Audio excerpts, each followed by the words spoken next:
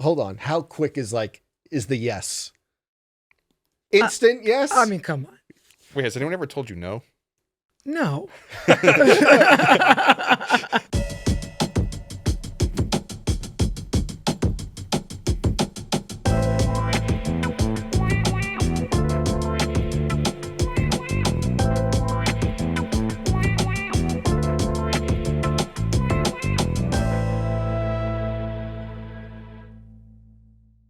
What's up, everybody? It's Joe La Puma. You were watching the Complex Sneaker Show. As always, I'm joined by my two co-hosts, my two friends to my right, Mr. Matt Welty. Surf's up. Yeah, I know that you're trolling.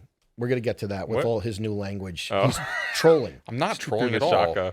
And the Jack Harlow tweet, we're going to get to I it. missed the post on X. And he IG storied something already, Surf's up, wearing Jordan 3s. I'm not trolling. Okay, you're coming up with a whole new language. To my left, Mr. Brendan Dunne. Hey, what's up? How you doing? I'm all right. Interesting week. It's only Tuesday. It feels like it's been a 10-day week. Sprint. Yeah, marathon. Yeah. A lot to get to today. Yes, we have a big guest. We also have some rumors to run down, some Nike SB rumors, some Nike LeBron rumors, some Adidas Fear of God rumors. What else is going on? I finally met Agassi. Huge. That deserves maybe an episode on its own. Huge week for you. Also, New Balance collab that you seem to be excited about, maybe? One and only Mr. Jack Harlow. Going to get to all that this episode. Think we should start with the unfortunate news, the passing of Dallas Penn. Yes, we want to talk about Dallas for sure. Yeah, just someone who we had on this podcast. You know, the world works in mysterious ways. I remember I was in LA.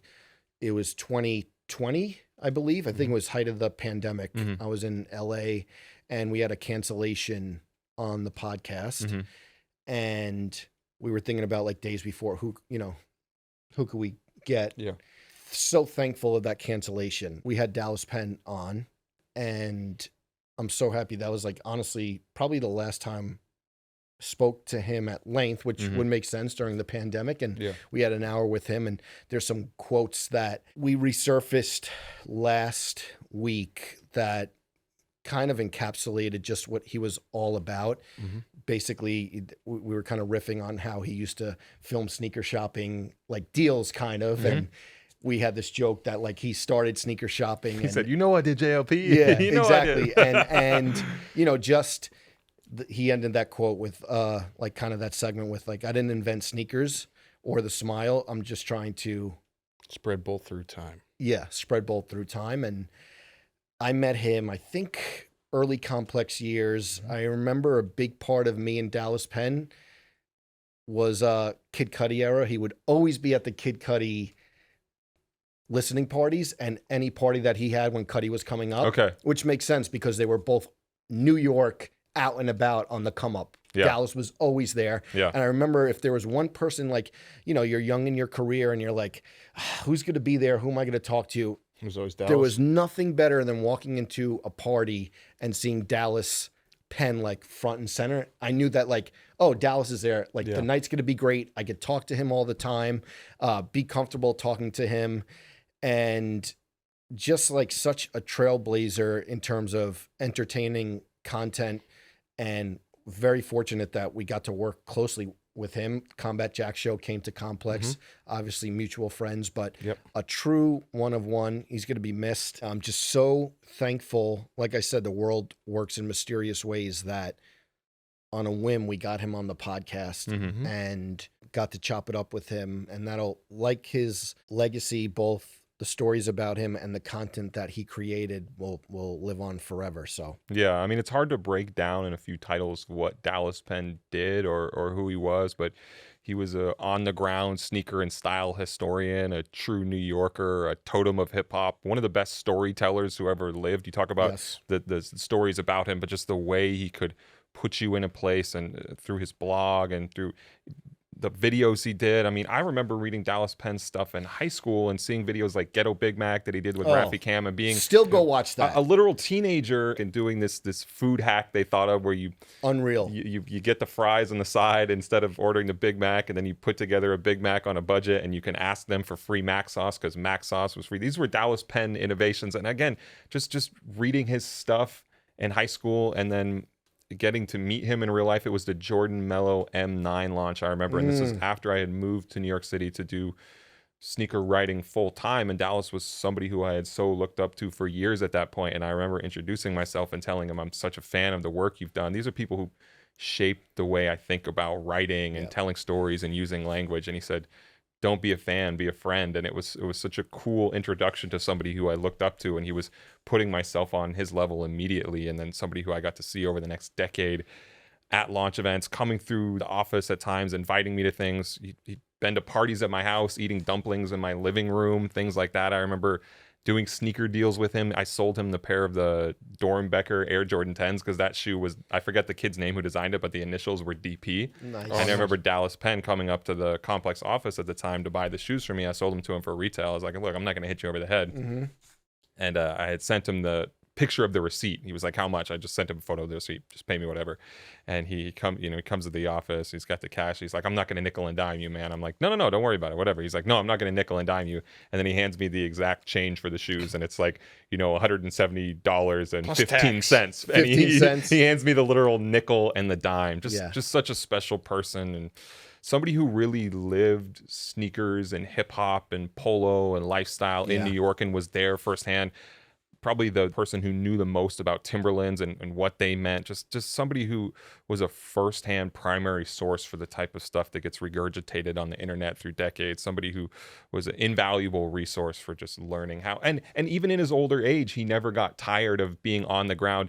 He would be at a House of Hoops release for Red foam posits, 30, 40 years old, and still out there with a handy cam documenting what was happening and getting caught up in the crush of people surging for these sneakers. Just somebody who always had that passion, no matter how old he got or no matter how much he saw in sneakers. You had a great tweet. I know that I was kidding around with your language and the sayings of new shoes, but like people like pointed out your tweet to me, like, oh yeah. And I think you said something. I want you to read it. Like he never something like he was being cool. he was the coolest guy who was never too cool for anyone. Yeah. That's how I saw him. I remember the first time I met Dallas. It was at a Fila party in either late 2013 or early 2014. I just started working at Complex, and I was like a complete nobody, and we're like waiting to go into, there was an open bar, and I'm waiting to go into the screening of some film that they had, and I was getting a drink and I missed it. So I'm like, oh crap, I'm not going to go see the film. And I look over in the corner and it's Dallas Penn and Mayhem Loren, but I didn't know them at all personally. And I just like started talking to them, and they just like, we had this like 30-minute long conversation with like two New York City legends. And like, it was funny because there was a Fila bucket hat or something like that there, and that was on display in like true low life fashion. They're like, I need that hat. And like one of them had just like stuffed it like down the pants and like walked out of the place. And I'm like, this is the most like low life stuff, like real life in person. In person. And then I remember I had seen him like a few months later, and I wasn't expecting him to remember me like at all. And I was at Afro Punk, and he was there with his wife, and I was like, oh, hey, what's up? I think we talked at that part. And he's like, yeah, I remember 100%. You work at Complex today. Matt Welty, yeah, we see you, Matt Welty. Yeah, and then there was he like, always would repeat his. Oh, Matt Welty, okay, Matt Welty. But there was a bunch of times where I had hit him up. Let me just. I know I was scrolling through my old texts with him, getting quite emotional at our exchanges over the years. I loved running into him Eastern Parkway or First Saturday at the Brooklyn Museum, or I remember the Roy Day Carava show, just him walking me through all the photographs there. Again, if you haven't read a lot of his writing, definitely go to the Blue Cheese and web the blog. videos. It's still You up. could listen. The videos, you could spend a weekend binging his videos. It's constant entertainment. I thought this was funny. I had written a story in 2016 for Halloween, and it was in your sneakerheads tell their biggest sneakerhead horror story. And at the time, it was just like, this is the most Dallas thing. He goes, I own a pair of crisp all white Dunk highs, whiter than the stuff that Tony is doing time for. Taylor Swift white. I was on my way to hang out, and I was pushing my cousin's whip while he was out of town. Between moving my foot from the gas pedal to the brake, I scuffed the heel of my sneakers, so I always keep a chancleta in the car for me to slip my foot in while driving so I don't ruin the right foot heel of a new pair of kicks. Amazing. Or remember when he was on crutches and he would put the baby shoe on his crutches. His foot was messed up for a while. He had trouble walking, and he would have the set of crutches with him, and he would put an infant shoe. We got to get a photo of that on the crutch. Just so dedicated to being fresh at all times at any cost. And even to the end, he was very active on Facebook, doing a lot of posts, like even the night before he passed. And he had said that, he's like, I'm on my deathbed. But he was like letting go all of his like thoughts about stuff. And he was going on and on about the Nina Chanel Abney Air Jordan 3s. And really? Like, he's like, do I need these shoes? And he was like, had this post where he was contemplating with himself internally whether he wanted the sneakers or not. All the way to the end. Yeah. Yep. Rest in peace. Yeah. Love you, Dallas. Big legend. Yep. Contributions are many. Thoughts to everyone close to him. And Premium Pete, hold your head up. Yep. Man. Absolutely. We see Big love. Pete, always love you. CS, everybody. Let's get to some sneaker news. Some lighter topics. Yep. This past weekend, Jack Harlow teased his New Balance 1906R. What did you say? Heck yeah, baby No, doll. that's not what I said. This was after the sneakers leaked on social media. Obviously, forced his hand, and he That's had to not post what I them. said. Tell us your first reaction. I've been to waiting. The Jack Harlow New Balance. I've been waiting to use this phrase. That's for why a while. I think you're trolling. No, I'm not trolling. Very calculated. Exactly. I'm not trolling. It's not trolling. It's just like something that you want to say. Well orchestrated. I said. I just looked and I was What way is it? off. What is it? I said hot diggity dog. Yes. It's funny. Let's have fun. Hot diggity dog. That's his new one of the You've week. never had that reaction when you've seen something? No. You love these. Either way, the shoe looks awesome. It's not what I expected. It's been quite a while since Jack Harlow first signed to New Balance. I know that you were there at the track in Boston at the New Balance event. It was this big New Balance celebration. It wasn't a Jack Harlow celebration. It was just a New Balance celebration. He happened to be signing the deal. He performed. I interviewed him. At the time. He officially signs the deal February 2022. So we're over 2 years past him signing. He's been in some ad campaigns for them, and it's like Kawhi Leonard adjacent. Yeah, wearing 550s, and you're just like, hey, are you like gonna give this guy any sort of product, or is it just gonna be like another colorway of a white 550 with like his, Kentucky blue or Louisville red, on it? But the shoes have been they got leaked, and he officially unveils them. I like that too. They got leaked, and then a couple hours late. Was it a couple hours late or days? Next Next day. It makes you think that was much more reactionary. Yeah, for sure. Definitely. The shoes themselves, though, not what I mean. Maybe I'm speaking for myself. Not what people were expecting. In a good way. Pleasant surprise. 1906R. Green outsole, and like a little bit of the mudguard on it, and then it has a floral print upper, crushed velvet tongue and laces. I like it. And the insoles have a very like first half of the 20th century man and woman dressed on the thing. The guy has a suit on. The woman has a big bonnet with a dress. Leads me to maybe have a conspiracy that maybe the shoes are inspired by the Kentucky Derby. It would make sense. That's a logical connection for him. He's big at the Kentucky Derby. Do you think they were inspired at all by the Grandma's Couch Adidas? Because they look a little bit like that unheard of collaboration. Little, I don't think that they were inspired by it, but yeah. But which ended up being a good shoe. I had to walk it back on that one, and like come full circle, because like I didn't hate on it. I just was like, oh, not my favorite, but then aged really well. I think that these Jack Harlow 1906s,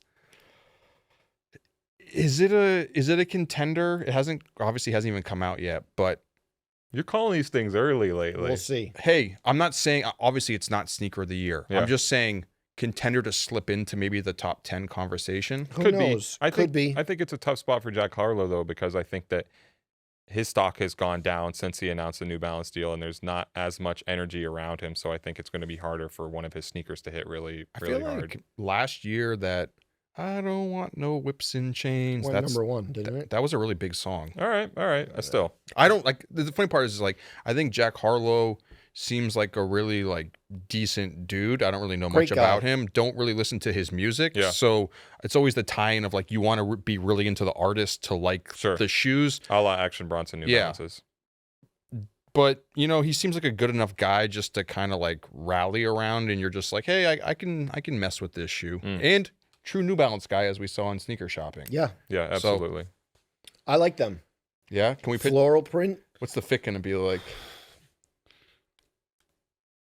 Joe deep in thought right now. I'm not sure. Trying I'll to have to piece it think about together. it. Trying to piece it together. I'll have to think about People it. were mentioning that maybe they're reminiscent of what would be a big Brendan Dunne shoe in the past. Floral print Janoskis back in the... Yeah, I owned a couple pairs of those. The Digi Camo, the Digi Floral. Yeah. I was a big fan. I think I resold at least one of them when there was still some resell to squeeze out of those sneakers. By the way, how was y'all's weekend? Chill.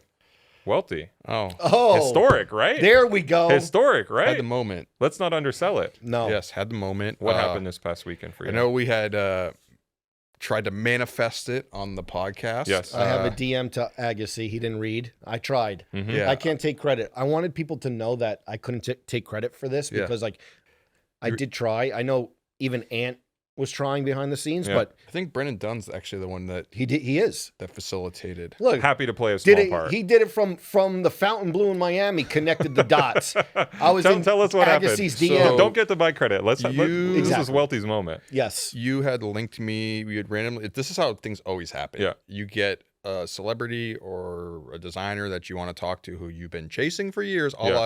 You trying to talk to Tinker Hatfield, and you get to talk to him through Miller Genuine Draft. There we go. Exactly. So Andre Agassi was coming to New York City because he was doing something for Lifetime Fitness. They were doing a pickleball expo. He's big into pickleball these days. He went and did a talk and then played with some other pickleball stars. But they were like, hey, do you want to have a chance to talk to him? I was like, said, yeah, heck yeah. sure. Well, Heck freaking yeah. the crazy part is that they're like, hey, we're going to set up the interview. And I didn't hear back for a week. And I follow up twice. Hey, just want to see if this is happening. And we gave them a little bit of background. Like Matt Welty is a lifetime Andre Agassi fan. So has been wanting to interview him for a decade. In my head, I was like, since I didn't hear back from a week and I hit them twice, I'm the sort of person that's like, I guess they just aren't doing it. So I wasn't going to go. I was just like, you know what? I don't want to like force myself into a situation. Yeah.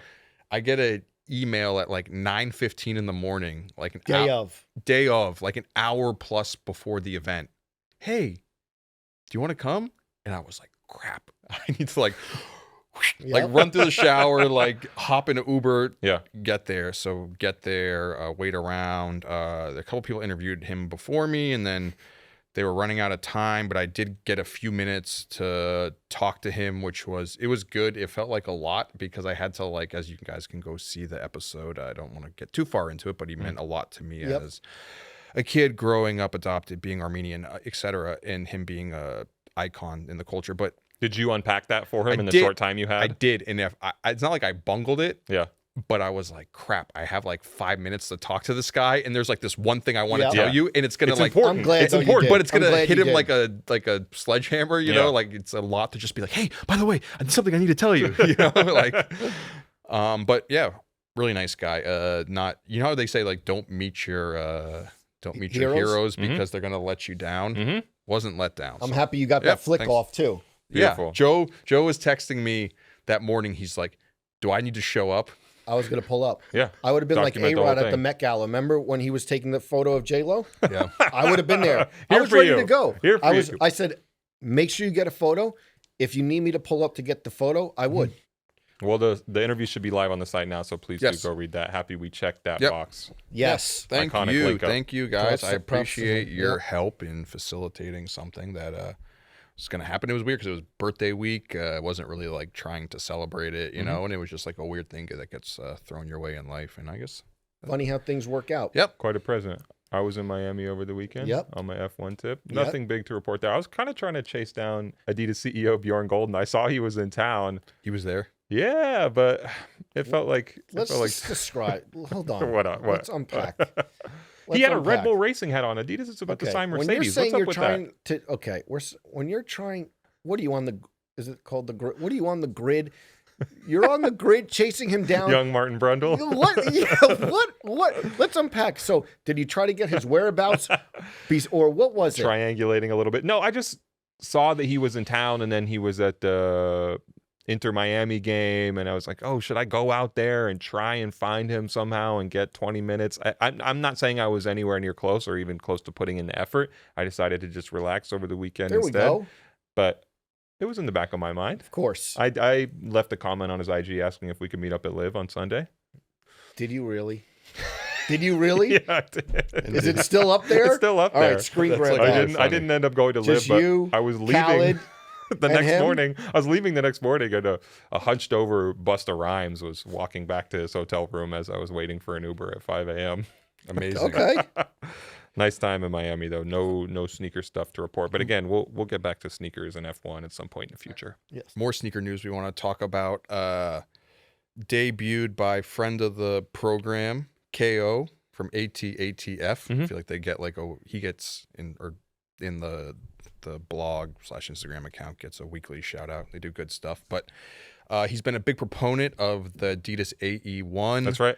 Looks like Adidas actually slid him an early pair of Anthony Edwards rivalry lows. Yeah, I'm happy to see that Adidas is taking advantage of the energy around Anthony Edwards by making lifestyle footwear for him. Although the way people are into the AE1, you could argue that's a lifestyle shoe right now. Well, they're saying, you know what they're saying? Wale popping You know what out. they're saying? You know what they're trying? Oh, the he's gonna narrative. stamp it again. The What? narrative they're trying to push, Well, right? don't say they when it's you. I'm not. No. I didn't. No, this isn't my narrative. Wait, what What? narrative? No, the narrative people are trying to push online that you can't wear AE1s with jeans. That they can't. That, Oh, I thought you were going to say the narrative that this might be a shoe of the year. that's not a Is narrative. Wale getting early pairs? Are you trying to call Wale right now? Are you calling Wale? Well, he was wearing the one pair that was exclusive to Joe was trying to the FaceTime kids him. basketball program. Yeah. Which it was like the tie-dye one that we had spoken about on here. Yeah. But Didn't pick up. I think it's cool to see them trying to work it the best way that they can. Yeah. With, Shoes available at Foot Locker right now. I think it's a Foot Locker exclusive. Wale's been getting the fits off. Absolutely.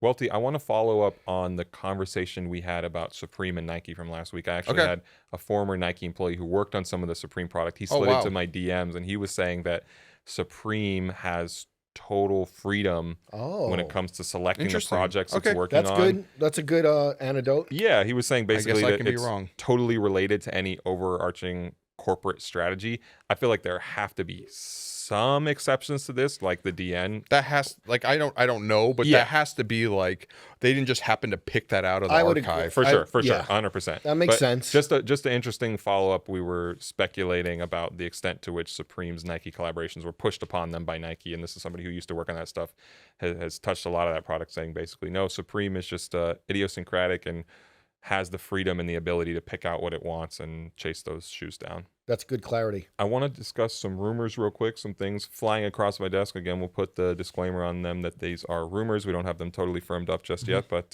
sounds like Nike is doing a Wizard of Oz SB Dunk. So they've already done that. Yeah, in that the past. 3-pack, right? 2015. The only one out of those three shoes that I won't say is a classic or anything, because I had to look it up Yeah. to be like, hey, do you remember these? The only one I feel like I've seen Yeah, or is memorable a little memorable is the Dorothy pair. Yeah. The shoe is fashioned after her plaid dress that she wears, and then it's like the front of the shoe's blown out black, a la Wicked Witch of the West. There's a red patent leather one in there. That's supposed to be the ruby red slippers, but the red patent leather pair doesn't really look great from that No. pack. It doesn't really stand out as that. It also had the same design language as some of those Jordan 11 SB Dunk flips at the time, like the Concorde and the Space Jam. And then there's the black and silver Tin Man Dunk High. Yeah, 2015 is near the low point for Nike SB, so nobody Yep. really remembers those. But I'm told that there's a new Wizard of Oz SB Dunk coming. You'd want it to be a ruby red slipper type of thing. I don't know if that's exactly what they're going to go for. Well, if they do it super sparkly-esque, I can imagine that hitting.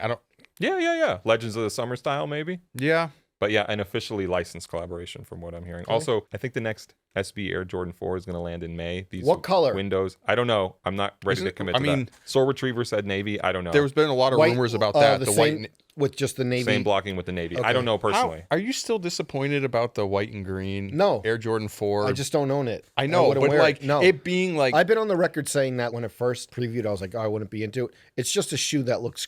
Anyone who's wearing that shoe, the shoe looks great. would you wear it yourself?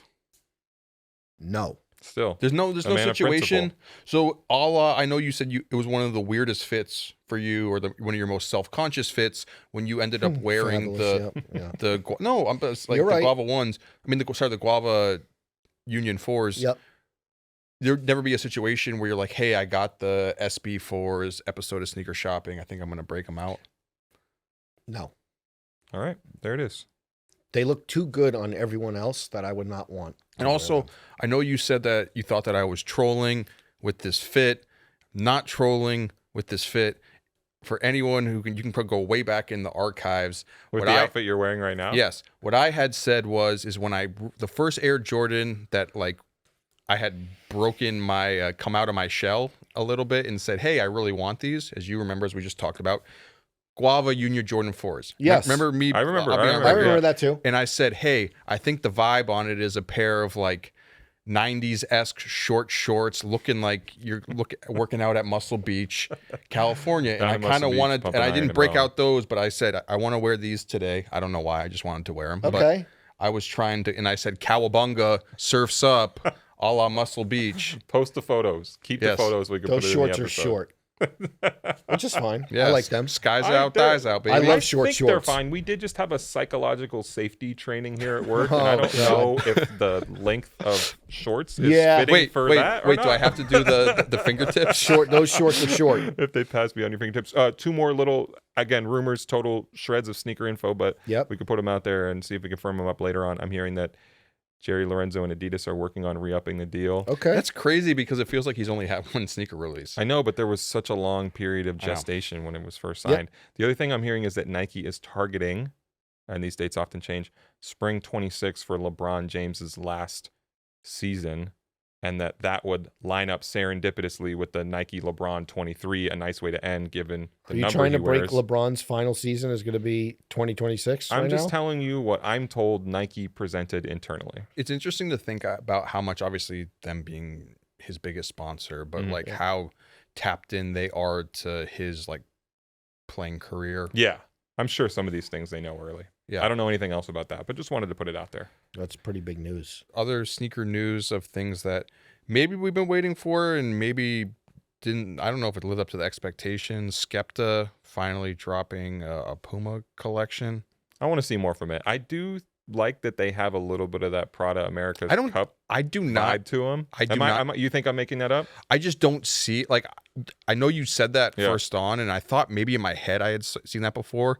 I looked at the shoes like 10 times, and I just can't see it. Am I making it up, Joe? I don't know. I'm fully deep in Prada's This guy- Prada America Cup. So you can't unsee the America's Cup no so matter what. I'm focused on one silo and one silo Can we only, talk about the and pair it's- you had to? Not you had to, but you went out of your way to procure the other day. Yeah, full Napa leather Yeah. Prada America's Cup. Straight out of Italy? I usually Go on a obviously trip to Italy? I don't I wouldn't I haven't done a patent leather yet because I like OG, but full Napa buttery leather. Did you get a lot of comments when you wore them on the Conor McGregor? Not only Jake did I get Gyllenhaal? comments, I got text about them. Text about oh, you popped out in the Prada America's Cup. Set Big- the internet ablaze? I wouldn't say that, but more than usual is what I would say. Like people were texting, and I went on to get 2 more. So Can't slow it down. Any other feedback you want to give on Welty's trolling lately? I didn't know if we needed an I have- extended segment on that. I don't think I've been trolling. He said it, not me. no, his language troll. Oh, Hey, He's gonna come out. He's gonna come out next week, and it's gonna be like, "Gosh darn it, hee haw." That's literally where we're at. Willikers. Yeah, exactly. Golly gee Holy Willikers. shnikey! This new It's SB gonna. dunk. You'll see. Holy Remember, I shit. said this. Hey, Remember, I said this. we're having fun on the internets. Yeah, exactly. Hey. Shouts to DP. Always. And we're gonna call them here. The military blue 4s have finally come out. They came out last weekend. Do we feel like the release of that shoe has lived up I think to the fairly quiet, to be honest. I could be wrong. What do you guys see? I didn't see a lot of chaos. I Yeah. think that there were a lot of pairs made. I think that some of the numbers out there are exaggerated. But And the biggest number that I saw, and this isn't confirming that's it, but just out of speculation, was someone had put out there that 1.7 million pairs. That feels really high. again, I'll say that I think some of the numbers out there are exaggerated. Okay. Cool shoe. Doesn't seem to be too much controversy. It seems like people are happy about them other than the Yeah. name switch.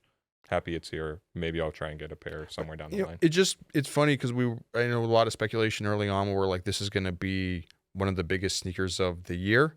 And we saw a lot build up to it. And obviously people are happy that they got it. Classic OG sneaker with the Nike Air on the heel tab, but maybe just didn't see as much buzz around it over the weekend. I would agree with that. Maybe everyone got them. Yeah, I mean, maybe, just... Usually when everyone gets them, it's actually less, it's right. more quiet. Right. Other blue shoes in the same vein from 1989. PJ Tucker. Yeah. Got yes. a I was Nike just looking. Khaled just got his. Air Flight 89 collaboration. Little bit of a weird time to do a Boeing sneaker collaboration or a shoe referencing Boeing jets in any way. Yes. I agree. But I think the shoes actually look really nice. Yeah, not my favorite model, but they look good. I love the 89s. You've always been an 89 guy. The black and white pair, Joe? Oh, 7 straight summers. Not the endless summer, but 7 straight summers. Important distinction. Okay, I wore that. I was 89 heavy. Heavy. Check the IG. If Nike comes out with the Black Cat 89. Napa leather? I'm holding the Black Cat 4 sacred. Like I said last week, love the 89s. Black Cat 4s is just what it is. Black Cat 4s. All black suede 89s, I like them. But no, there's only one for me. Black Cat 4s. You were able to get a pair early of Team Early. Come on. Of the PJ Tucker Flight 89s. No, I'm just kidding. With the suitcase. Yeah. Maybe a little trip. Maybe I should have went to F1 with him just to flaunt the suitcase. Although him next to a Nike suitcase, who knows? He would have probably wanted to distance himself from me. The big Nike logo. I know you don't like white shoes. That's a lighter color shoe. Is that a shoe that you think you can get off? Yes. Light jeans, white T-shirt. It's summer. Where are we hitting? Happy hour. It's almost 70 degrees in New York City. I may pull up to one of these rooftops. Maybe a complex outing. I do. Really? Yeah. I do think it was interesting. White jeans, white T-shirt, crisp white tee. They brought maybe back. Bring all the ice out. Who knows? It's almost summer. Tell me how you feel about this, Brendan. So you got me started. As far as like release strategies go, because Better Generation, the company behind the release of the shoe, they were doing a Twitter. I don't want to say competition, but some sort of release where they're dropping Google Map locations, just like photos of Popped them out like K-Dot. Yeah, I was gonna say dropping locations. And then whoever can figure out where where the location is, you have to comment underneath it. You might have to get the dude Rain Bolt, GeoGuessr extraordinaire. Oh, wow. Sorry, that's a deep cut. Anyways, we do have a guest today. Yes, lots of sneaker news to get to, but we also have an iconic guest. Yep, let's bring her out. Let's do it. Our guest on today's podcast is a legend who's worked in fashion for 30 years. She has had a hand in everything from designing bespoke outfits for Belly to being the driving force in Jay-Z's both formal and casual style. She's responsible for crafting some of the most iconic looks in music videos throughout history, some we'll get into today. In recent years, she has served as the creative director of Puma Hoops and was the driving force of the brand's first women's basketball line, a roster that included stars like Skylar Diggins-Smith and Breonna Stewart. She's also released multiple sneakers of her own on classic models like the Ralph Sampson Mid and the Prevail. It's an honor to have costume designer and creative director June Ambrose on the Complex Sneaker Show. Welcome. June, thank you so much for taking the time. Busy morning after a busy night. Yeah, thank you. Thanks for having me. Yes. How are you? You know, I'm good. I did not partake in partying. I went to Club Bed. Okay. Yeah. Which I think was the best club ever. Always the best. The seats were nice. No Met Gala parties were calling your name? Oh, tons. But I had no FOMO this year. Last year really wore me out. I was good. I mean, you partied till like 5 a.m. I had a morning TV hit at 7 a.m. So I think... I was just telling them before you came on, I was in Miami this past weekend, and at 5 a.m., I was headed to the airport, and I saw Busta Rhymes leaving Live to go back. You understand, yeah. Because last year I was at F1 too, so I know it all becomes a blur. But F1 was actually after the Met Gala last year. Okay. Got it. So it all worked out, but this year not so much. Yeah. A real blur when the cars drive too fast. You know, just snap your neck. You worked on some F1 stuff. Yeah, I did. With Puma, I was launching my women's collab with Ferrari, and then we had Puma had announced their partnership with F1. So it's a good time to be on the tracks. Yeah. We want to talk about that for sure. Let's talk about the sneakers we have on feet first. We like to do that. Go. As this customer around here, June, what do you got on feet? I got on my Yohji Yamamoto Adidas. Nice. Yeah. Some extra height on those? Extra height. It's extra $1 too. Yeah, Y3, right? I mean, these were like, this was like some serious premium pricing. Do you remember how much? It was like $800. Yeesh. But you know how you see a kick? I guess it's equivalent to like a Jordan that's like $10,000. Right. Mm-hmm. You know, not equivalent, but equivalent. Yeah, definitely. But like, I would spend more than that on a pair of heels. So yeah. you know, Why not for sneakers? why not? Yeah. A lot more comfortable. Yeah, absolutely. I know for like a lot of guys, like taking it way back, it's like always like match the fitted to the sneakers. But you're a big That's still happening. I mean, Yeah, there's a it's lot still- of there's like people like Hat Club and stuff where they get all the crazy fitteds. It's And like they, matching a purse Yeah. to your like. but your you're a big proponent of hats as well. So do you ever take the hat into consideration Yeah. with the shoe matching up, or? Yeah, the lid is important. It's like, first of all, let me just give you the trick on my hat situation. Okay. That's where I gain my height. So my hat or my heels. So if I'm I'm low, taking notes I'm 'cause I vertically could use some height, challenged. yeah. So I'm vertically challenged. So I make up for it in the height of the gallon hat so that I can just look longer and more extended. So that's the trick of the trade. So if I can get a chunky platform sneaker, great. But if I can't, you know, I don't mind, you know, laying low and just, you know, making up that height with my hat. Laying high. Laying high. Yeah, top hat. But or I do something. like to coordinate because I like to balance my bold and tie it all back in. There we go. Absolutely. That's a dress code. Balance the bold. Another gem. Plenty of gems on the way. Oh, Just but getting chock full started. of I'm a sound bite away. Love it. I'm doing the white and red big bubble Air Max ones. I actually had these on at the race this past weekend. They look crispy, so Super you chic. didn't Yeah. really Yeah. didn't have a wild Miami weekend. I know apparently. no one stepped on those. Well, they knew to keep their distance. you're When a I'm in tough guy. live, you know, I have a It's tough guy behavior. nice circumference around me. That's right. CDG Air Max Sunders brought these back out. I haven't worn these in a while. Comme des Garçons Nikes, but Signature We're for feeling you. very Japanese in this clip Yeah. right now. Were the Very C- futuristic. Were the CDG sneakers anything that's ever like appealed to you over the years? Absolutely. I mean, I'm a huge fan of Comb. I'm a Yeah. huge fan of just like, you know, Japanese collabs and just like anime, the whole idea of what Japan has kind of, how we have merged as a country, Yeah. you know, stylistically. It's inspired me my whole career. So, And they did the platform thing. I don't know if you've seen the Cortez. Comme des Garçons Cortezes with the big old platform yes. on them. they just burn a hole in my heart so good. Yeah. yes. good. Being a big fan of Japanese culture, did you ever go to Tokyo back in the day? I just left Tokyo 2 weeks ago. Oh, so, wow. Yeah, Yeah. I was out there with Jay-Z. We were there for about a week and I stayed an extra 10 days. I saw that. He was with Verdi, I think. And Yeah, we were all hanging out. It was good. Also, I feel like you had the Japan connection early because you were one of the first people to bring Evisu on the scene, Oh, right? somebody did their research. Am I right or love am I sitting with wrong? informed, educated individuals. I love Yeah. it. Yeah, when I worked on the movie Belly with Hype Williams, Mm-hmm. you know, I went over to kind of, you know, the whole idea of the movie was to forecast hip hop 10 years, you know, from the time we were shooting it. And, you know, Evisu's was one of those things that hadn't hit America yet. So when I brought him back over, it was really to pair that with like Echo and the iconic, you know, Rhino, and then just Mm-hmm. like mixing the two worlds. It really made a statement. I had no idea that it would have the impact. It that was it like the had. classic photos of Jay-Z wearing like the What baggy about- Visos. Yeah. what about the line? crazy, Evisu right? jeans. You know it. Yes. Kick game. Oh. Evisu jeans cover kick game just like David Beckham. On the song with Missy Elliott. Yeah. Evisu jeans cover the rectum, a kick game just like David Beckham. There we go. Yeah. Yeah. Speaking of belly, though, I just want have you seen these? Oh my goodness. Have you seen these shoes yet? No, I have not. So this is a Joe Fresh Goods New Balance, but he did. Inspired by Belly? Yeah. Yeah, he did a 3-pack. Oh my God, they He should did be a three- greasy. Yeah, so these are the They're too dry to be from Belly. They're blue, but they're not. so these they're are not- the they're not greasy. Keishas. Wow. I didn't know if it was a shoe. I did see that interview with Keisha. First of all, I Yeah. love her. Yeah. Like, and she did give me a shout out, which is really sweet. I didn't know if it was a shoe that you had seen, if you like had seen things that you know that you had done back that like designers are taking now to inspire their sneakers, and it's kind of just like this big loop of culture, you know? I'm really always humbled by it all. I remember when, you know, there was just a recent collaboration with Belly and Apparel. It was at Dover Street. I think it was a Supreme. Yeah. Yep. Had did a whole collaboration, and just like kind of seeing that these iconic moments are still very relevant. It really made me feel like I did something right in my life creatively. So it was really flattering. A thing or two. Yeah, it was Yes, really for it was sure. really cool, and that's even cooler to Yeah. see that.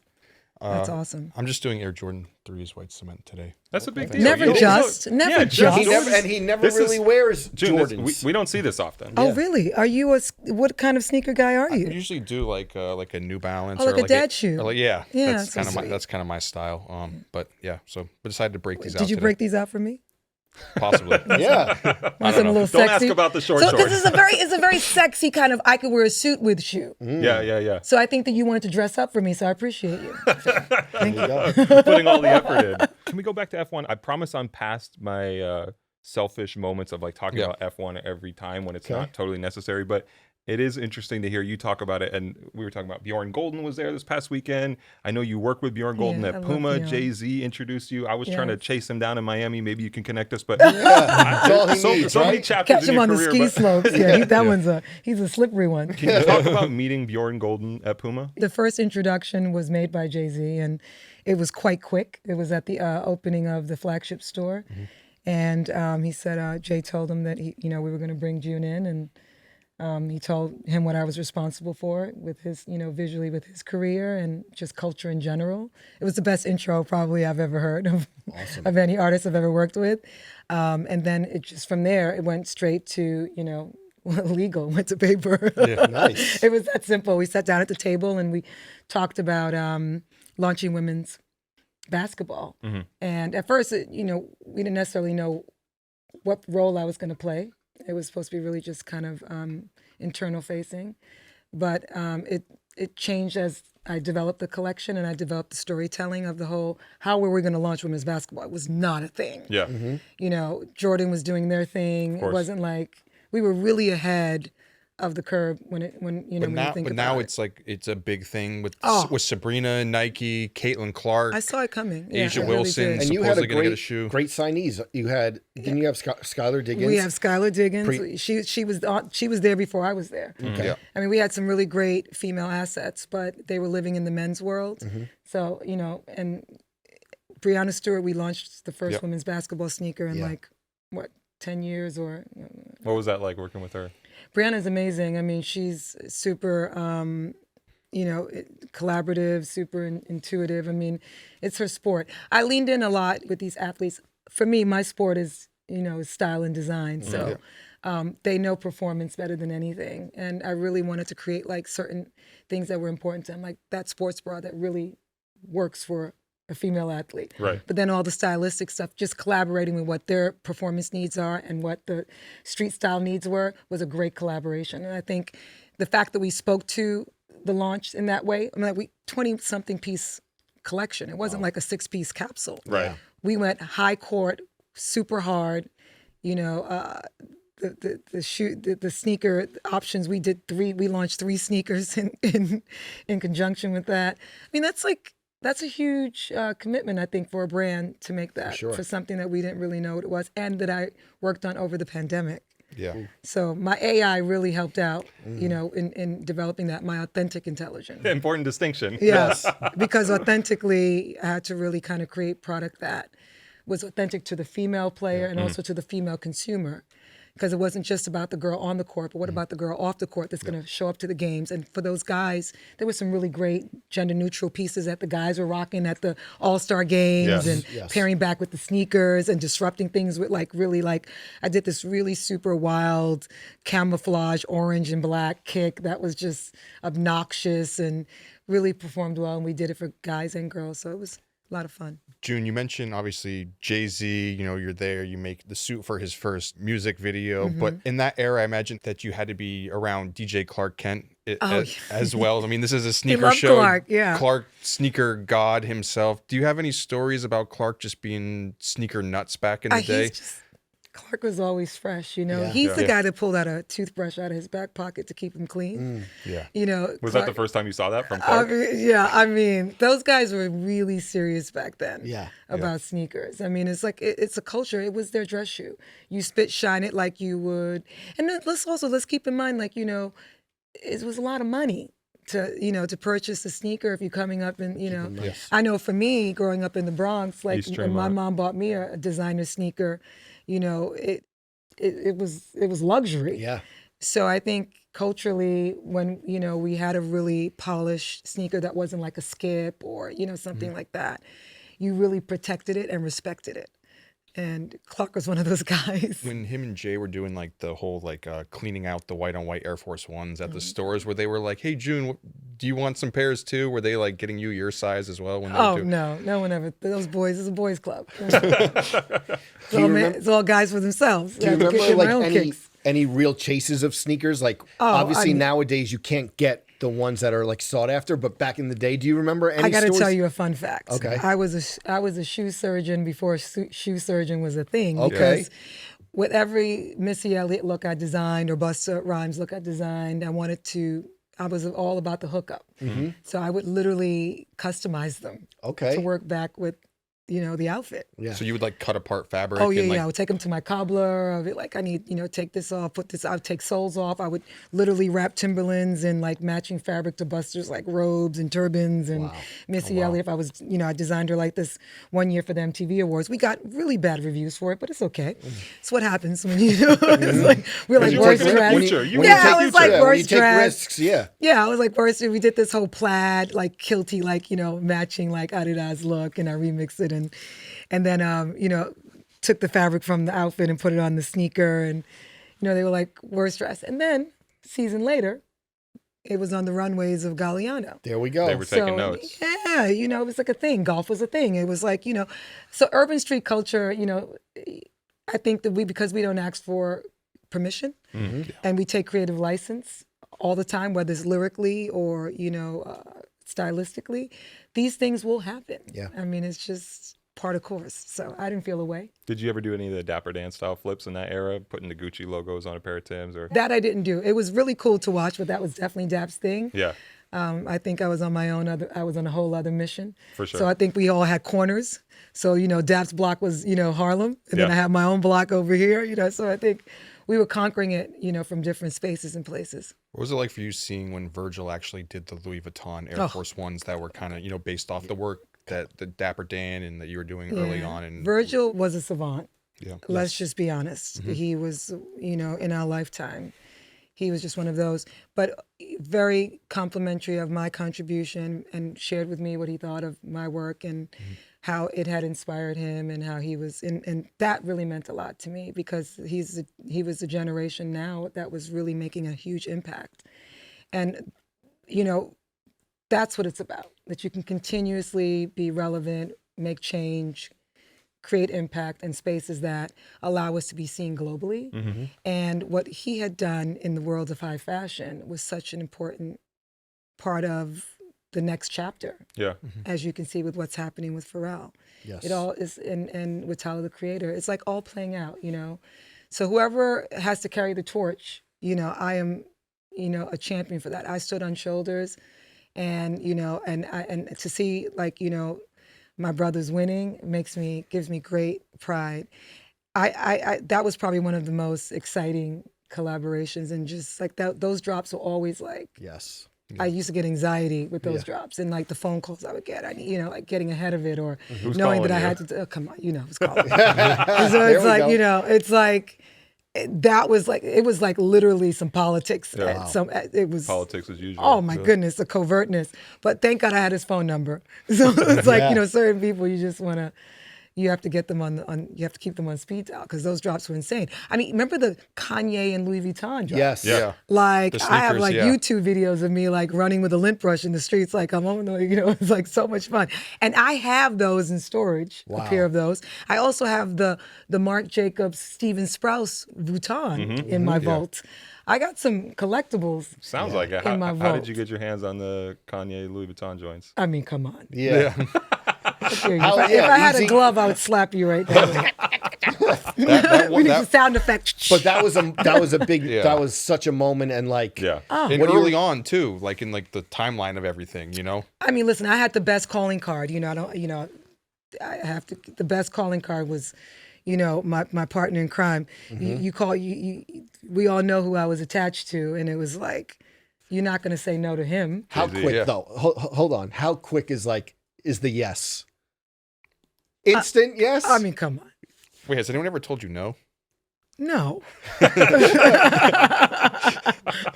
and he'll put in the call. Jay-Z. Yes. I'll say it just so we Put have it- it. he'll put in the call right. I hate name dropping. It's so. I'll do it for That's you. why he I'll do did it for you. He'll put in the call right away. good. LV Dons, just come on down. Yeah. Yeah, that was a fun time. Yeah. To me, that the shoe with the pink sole on it is just like one of my favorite like high fashion shoes I've ever seen. It's like, listen, I always say like, you can have a sneaker worth a Birkin bag. You can. Did I just do a rhyme? Yeah. There we It's go. like, did I just spit something that could be like a No lyric? big deal. I think my next life I'm gonna be like a lyricist. Or something, Don't even ask me how. I put looks to the lyrics, Yeah. There we go. Yeah. so why not?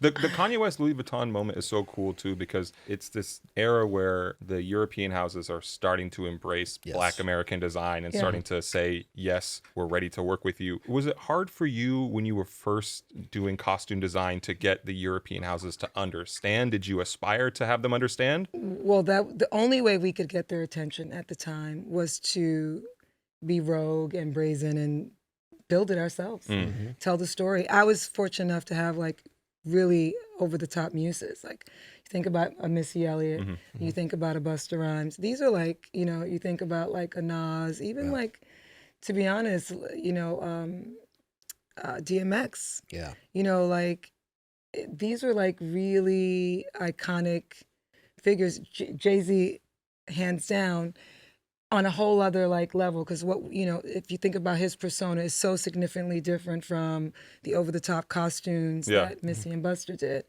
But I think being able to attack it from different levels really gave me a range and a reach. So I was really fortunate enough for that. But that's how we got their attention. We were, you know, creating really provocative imagery. You know, did they understand it? Were they interested in participating? Oh, they more than understood it. It's couture. You know, they wanted to know where it was being built, where it was coming from. And I was like Edna from The Incredibles. I was in the lab, like, you know, like we were doing like 4 music videos a month. Wow. Now do the math. The Incredibles. That's a lot. I was Edith. Edith Head is one of my. Let's go. Yeah. Go. Yeah, she's so, you know, I literally, when I started in the industry, I was like, you know, I approached it as a costume designer because I studied theater and arts and I wanted to build the characters. And when you think about the characters that you're seeing now in today's pop culture, you know, if you approach the theatrics that you're seeing at Coachella and the theatrics that you're seeing still, music videos are not as popular as they used to be, but we still admire them when we see them. They all come from the building of, you know, that character. The image. Yeah, the image, and really helping that artist to kind of separate their personal personas from the artistic personas. It really allows you, your creative imagination to expand. So, you know, I've always, you know, loved comic books, and, you know, I think I probably, you know, created a couple comic books in my career. How frustrating was it though, then, like, you know, putting artists and brands, etc., like early on in the rap videos when like the logos get blurred out? I mean, by the time that happened, I wasn't never really a huge fan of that. I mean, I understand marketing and enterprising. Not and a IP. fan of wearing the big logos, or not a fan of MTV blurring out the logos? Of the wearing the big logos. I just knew what it was. It was advertising, and it was free advertising. And I've always thought about, like, you know, just the IP in general. But for artists, it meant a lot. It meant that, you know, that it was a sign of success. Yeah. That you were able to, you know, afford something, or you were able to represent something that wasn't marketed towards you. And you kind of felt like you were like a Robin Hood robbing from the rich, and, you know, showing that, sampling. You know, sampling. So I get it, but I knew that it wasn't, that the blurring was coming. Because we always talk about the Pharrell sneaker moment when he has the ice creams on. He points down and he blurs them out like he did it intentionally. Let's go further back, and let's talk about the FUBU Gap moment. When you're looking at a Gap campaign with a FUBU hat. LL Cool J, Yep. Amazing. So Trojan I was horse. like, I used to be the marketing director at Cross Colors and Crocodile. Another fun fact, a lot of people don't know. I don't talk about it a lot, but very important part of my career path was being on that side of the track and understanding like marketing and placement, and how important it was, you know, culturally, that, you know, brands like that, the impact the brands like that were going to have on people of color in streetwear culture. And I was on the backside of that, on the marketing side, and it really informed a lot and helped me to understand how important, like, that IP, like, you know, understanding the value of that, you know, and you wouldn't understand the value of that initially if you didn't understand marketing, right? So in terms of like footwear space, and I know that you were big into visiting archives. And what was it like, the Puma archive, but what other archives? Describe like that, what that was like, and how going into the Puma archive was like, that's when you need your gloves. It was like Back to the Future. Yeah, you really do. I mean, because you know, even when you see like Fear of God, when you see Jerry go into the archive, you know, like, it's kind of like respect, right? It's like Back to the Future. You go in knowing that it's a privilege to kind of see what other artists before you have kind of created, and how you can reimagine it. Because let's be honest, design is about reimagining something. Yeah. We're not inventing Yeah. anything at this point. We're reimagining it, and that's what design really is. And when you walk into those vaults and you're looking at like Jill Sander collabs, when you're thinking about like those early high fashion collaborations Yeah. with these brands that people had forgotten about. Yeah. Like, you almost forgot that, you know, Puma had did a collaboration with like Jill Sander. Yeah. And you're like, when did this happen? Right. I remember it because I remember how like important it was. Like a Yeah. girl who loved high fashion. And then for like a sneaker a sneaker company, a performance brand to do something like that in fashion, I was like, oh, this is happening. I think Puma and This is Adidas are coming. so cool too, like archives wise, just because on like a timeline, those brands are just so much older than Nike. So it's like the Yes. Nike history, it starts in the Yes. 70s, but it's really like in the 80s, you know, where Yes. it's like those brands go back to the 40s, 50s, 60s, and you just see all these odd things that just don't exist or you wouldn't even like your mind wouldn't go to. You Yeah, know? when I did my first collaboration with, co-branded collaboration with Puma, it was Keeping Score. And I went and I bought back the Ralph Sampson. Yeah. And I just thought Yeah. that, you know, like this basketball, like look like dunk came before the dunk. And Yeah, I was yeah. just like one of the early, you know, arbiters of that. And I just wanted to, you know, allow me to reintroduce myself moment for the brand. You know, I thought was really fun. They performed extremely well. It was very telling that people really like, you know, like, this was like a really popular sneaker. But think about the story behind it. Ralph Sampson was like, that's an OG. Yeah. And I was really excited to kind of bring it back into this female space and representing women in general and amplifying their voices was probably the highlight of my time at Puma, being able to launch a category that was kind of like underdog in a sense. Yeah. And then now to see the success of women's basketball that is happening now in the moment, Totally. you really feel like we were really ahead of it. We forecasted it. We put it into fruition. You know, we believed in it. And I think the consistency and also the allies, the male allies that really stood behind us and really believed in it too, made a difference. So I have to, you know, definitely to all you gentlemen here, you know, thank you for, you know, really supporting us as women on this journey. And you were part of a landmark women's sneaker collaboration 20 years before that, Missy Elliott's Yeah. deal at Adidas. Can you talk about how that The came to so be? Respect Me, yeah, the Respect Me was great.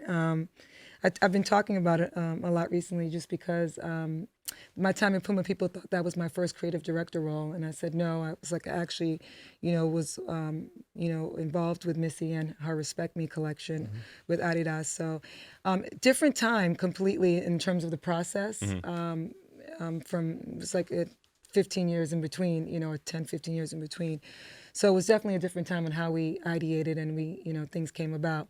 But I think the results were pretty much the same.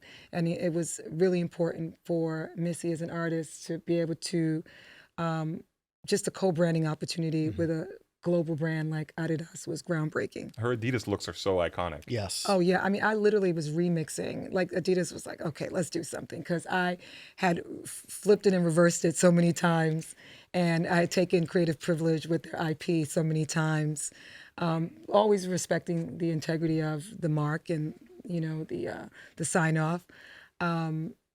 But they were flattered, to say the least, and it's flattered enough to give us a partnership. So it all really worked out. And she was so authentic too. I think there was like on MTV Cribs where she had like the bed with like the big trunk that opened up, and there was like the shoebox Missy with is the. a sneaker holic. She really should be sitting here. Need, Like, yeah, she need We've been that. trying Yeah. for years. I'm gonna have to call her. Yeah, we need that. Be That'd like, be Miss, amazing. this is what I just thousands did. of pairs, right? No. You have to talk to Missy. Wow. Yeah. It's like it's out of this world.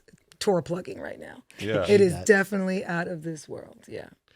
I've never met a girl with that many sneakers. Yeah. One thing that I love, kind of like adjacent, you are always big into tracksuits, and I feel like tracksuits never went out of style, but like now tracksuits with sneakers are like a very big thing, especially like.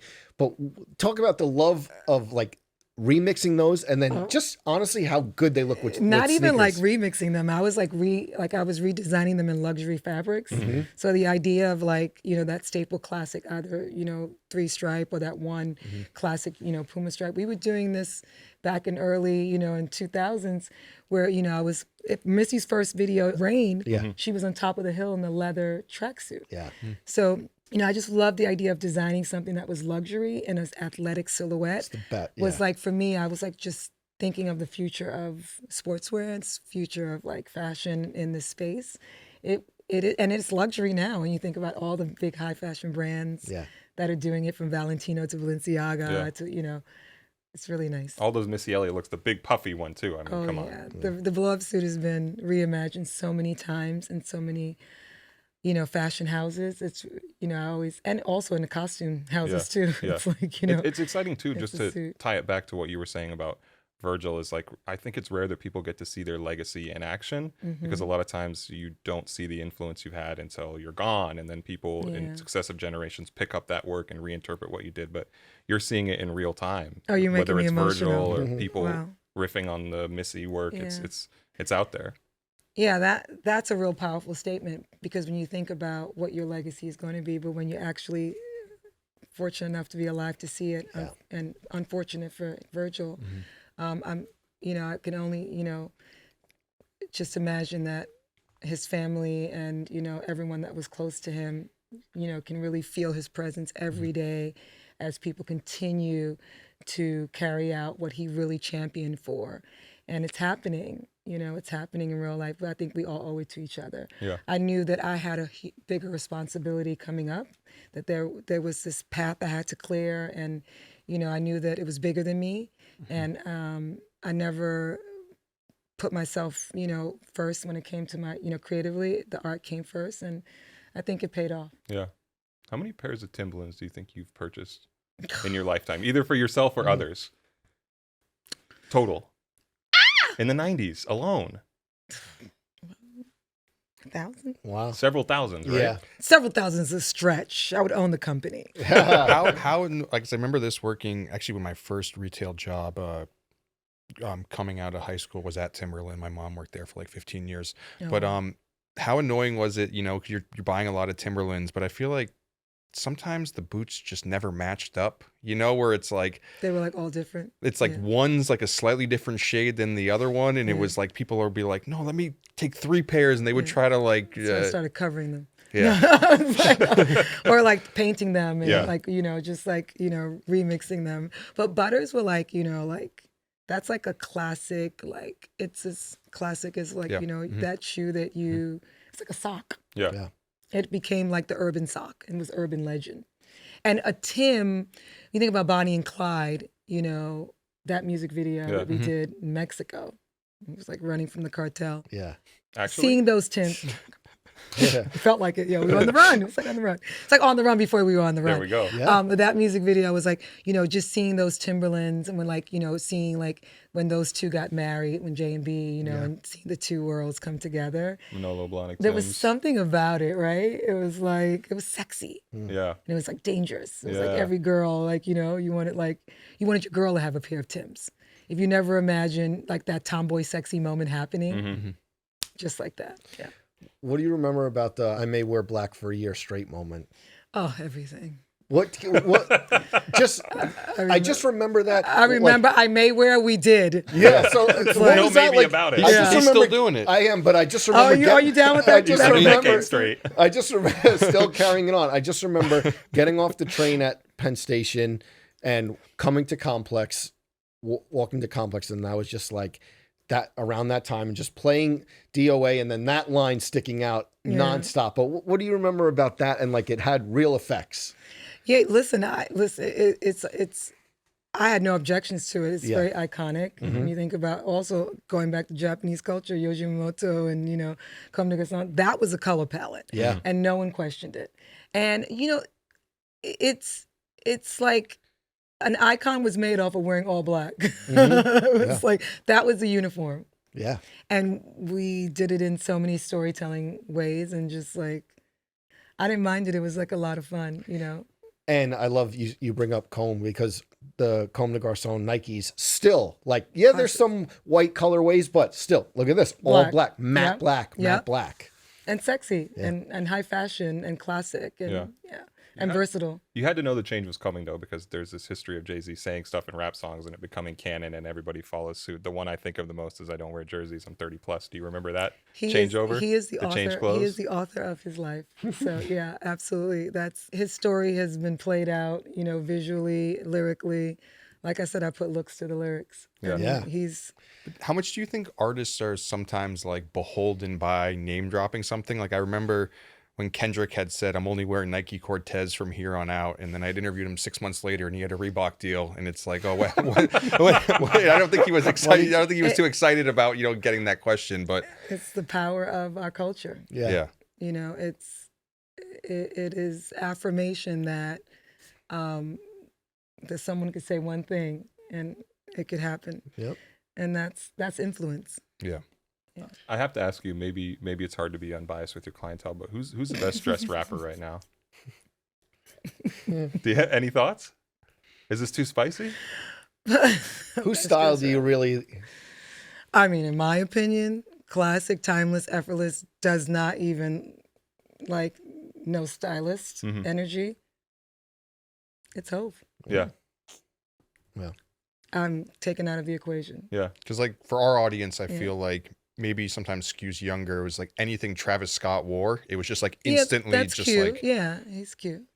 Tyler, But like I'm just Rocky. like I'm thinking about like here is what the challenge is, that you can be visually appealing, culturally relevant at any age. Mhm.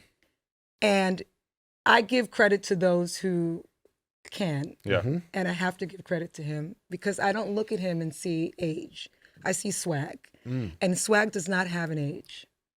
And that is something to take away for all those young cats right now, you know, the Right, Travis, it's easy the enough Tyler. to be cool when you're Those in are your great. 20s Yeah, or in your those- 30s. Yeah. That's great. Yeah. Like you're trending. I see your persona. I see your swag. I see that you love fashion. But style, time. that's the voice is timeless. That kind of style to me, like when it's not so effortless, that like you have on a t-shirt and you're like, you're so cool. That to me is very, that's. Yeah. Were you excited to see him wear the S dots at the Super Bowl? The Oh, yeah, Reeboks? all day. Yeah. All day. Another Yeah, iconic one. I love So that. many. Yeah, Yeah. there's and it's like it's fun. Like, you know, that's what fashion is. Like, you know, that's what it's all about. And like, and keep people like guessing Yeah. and you know, and keep people. And I love not being predictable. I mean, you just don't know, you know, what's next for us. How Yeah. big was Which it is for you nice. when those shoes first came out? When the How Reebok- big was it for Jay? Yeah. Like it was his name. It was Yeah. S. Carter. Yeah. I'm June Ambrose. But Yeah. it was great for him. Yeah. For sure. I think I'll get excited when it says J. Ambrose. Do you feel like just in your history in the business that you can see a moment when sneakers shifted and became less stigmatized and you could wear them in more places and it was more acceptable to be in sneakers all the time? I think young Right. people take this for granted sometimes, that there Oh, were decades totally. that you couldn't Couldn't wear wear, a yeah. sneaker everywhere. That's true. And now, like, you know, like even high fashion houses, like a sneaker is like what you see on the runway. Yeah. It's like, or they're doing collaborations with sneaker brands for the runway. Right. There was a time when that was novel or not even thought of. Not yeah. a thing. It's like if you're Ferragamo, you're wearing a shoe. Yeah. But you're wearing an Oxford or whatever. So it's really nice to kind of see, like, even like this was happening in the house of Gucci. They're doing basketball sneakers and like, you know, it's like so many, even Fendi, like all the big houses are like Celine. And When did that change, do you think? Is there a specific moment, or do you think it's gradual? I think over the last decade, Yeah. you know, 10 years, over the last 10 years, you kind of really seen it. Yeah. What do you think about classics that have stood the test of time and are like more popping than ever, like the Prada America's Cup sneaker? What do you think about a shoe like that, an iconic silhouette? What do I think about it in which way? Like How it's like transcended how it's generation. transcended? Yeah. I mean, again, that's style, Yeah. right? Like if you can influence, you know, multi-generations, like that's, for me, that's always my goal, that I can create art that has a multi-generational like impact or reach. Because I think that ageism is like the death of most creative and artists when they count you out and then you got to go and drop a you know, you got to do Yeah. kick 20 bars or whatever just to kind of remind people where it started. Like for me, that's what I have to do stylistically sometimes, is just remind. It's like, you know, it's a battle. It's the art of the, you know, the art of the battle. I of think it all. that shoe's interesting though, Prada America's Cup, because you mentioned, you know, there's a time where you couldn't wear sneakers everywhere. It's like you go to Yeah. the club and it's like you can't get in. You couldn't get in. But Yeah. I feel like a lot of people say the Prada America's Cup was like the one shoe in that period where Yeah. it's like, oh, but you can wear Pradas and get in. Yeah. You are 100% right. Wear them anywhere. Yeah, 100% we right. go. And it just it just depends on how that trouser drops over that, Yes. whether, and the height, it has to be the right silhouette sneaker How too. important is that? Oh, so important.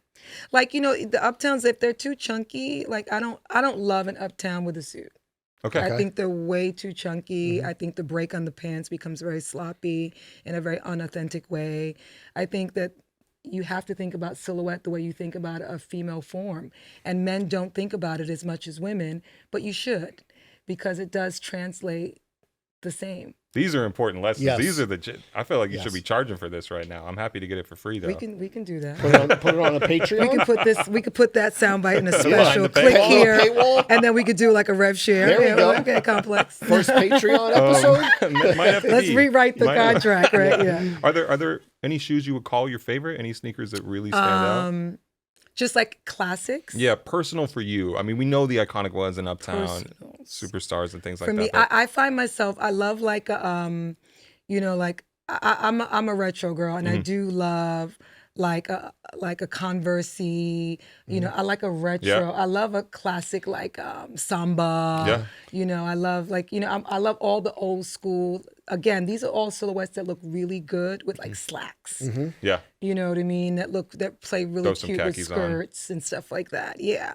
I mean, Nike, I'm whenever I want to like hang out with my soon to be 20-year-old daughter, if I have like a fresh pair of Dunks on, I'm like the coolest, most relevant mom. Nice. Do you have to dress up when you're hanging out with her? You feel like you got to. I mean, we share each other's clothes. I'm like a little. I still dress like a little boy. I'm still like, I'm still young. Like I don't subscribe to like age Yeah. and stuff. I'm just June, and my style and spirit and personality is so like bubbly Love that. and like young. And Do you love to see the sambas all over the streets now? I'm obsessed. Yeah. So big. Yeah, I'm obsessed. You mentioned, what sneakers you kind of can and can't wear a suit. I feel like you'd be a good person to kind of end an age-old debate. I feel like one of the most iconic sneakerhead sneakers to wear with formal wear is the Air Jordan 11 at prom with Patent leather, with right? the tuxedo. Is that June approved, or is that you should go dress shoes? It's the I love when fashion is disrupted in that way, and I love that young people are making things their own, and that's what it's about. That freedom of creativity is so important, and I would never take that away with an opinion of like what's a fashion faux pas. Yeah. That's why I speak to silhouette. So just note, if you're going to do that, pay attention to the juxtaposition of how that sneaker is fitting. But again, like, teenagers and young people, they're Yeah. so like, they don't ask for permission. Yeah, We did. which is So good. I would never criticize Yeah. that energy at all because I'm about that life. Yeah. So yeah, I'm gonna leave it there. Last thing I wanted to ask you before we get out of here, I want to take it back to kind Oh of my the gosh, this beginning, almost but we can was keep fun. hanging out if you Yeah, want. no, it's all good. I just feel like the timelines line up a little bit, so I got to ask: at Yeah. Talented Unlimited in high school, Come were on. you there the same time as Mos Def, as Yassine Bey? Yes, Did you we know were- him in we- high school? We studied theater together. That's amazing. Oh, wow. I figured Yeah. you were both theater kids. Yeah, we were both drama teacher. That's amazing. Yep, Mr. Friedman was our drama teacher. Wow. He was a year under me, but like he came in like he was 2 years over us. He is such an incredible Dante Bazet, most stuff now, and then Yassine Bey, What's the name? yeah. Yassine Bey. I love all the names. I love all the iterations of him. Yeah, we go back. And Yeah. So Are you still in touch? absolutely. Yeah. Yeah. Beautiful. I ran into him recently in Milan with his daughter, and I was with my son, so it was kind of cool. That's awesome. So We're cool. like all grown up now, but Yeah. we both look like we were still in high school. Love And that. one of the first artists ended up working with Louis Vuitton with the Muhammad Ali campaigns that Oh he my did goodness! too. Oh yeah! Wow! You just reminded me of that. all Totally forgot connected. about that. Yeah. Wow, that's a good receipt. That's a good Yeah. receipt. Obviously, always so many projects. Anything that before we get out of here, you want to focus on in the upcoming month that you're excited about that you may not be able to say or you can say, or I mean, listen. I think by the time this drops, hopefully you guys you'll be looking at Missy Elliott's tour with Busta Rhymes and Sierra and being and having some fun going down Yes. memory lane and hoping that I did something that was I'm buying that tickets. would inspire. yeah, I'm we're going. pulling Yeah. up. I'm going. Yeah, we're gonna have a lot of fun with this one. Sounds good. Yeah. Thank you so much for giving us your time. So much history. you. We really appreciate it. Thank you for Jim. having me. Thank you, Thank you. Thank you. All right, everyone, this has been the Complex Sneaker Show. We hope everyone has a good weekend. We actually will be off for the next 2 weeks, so binge some old episodes. We'll see you in 2 weeks.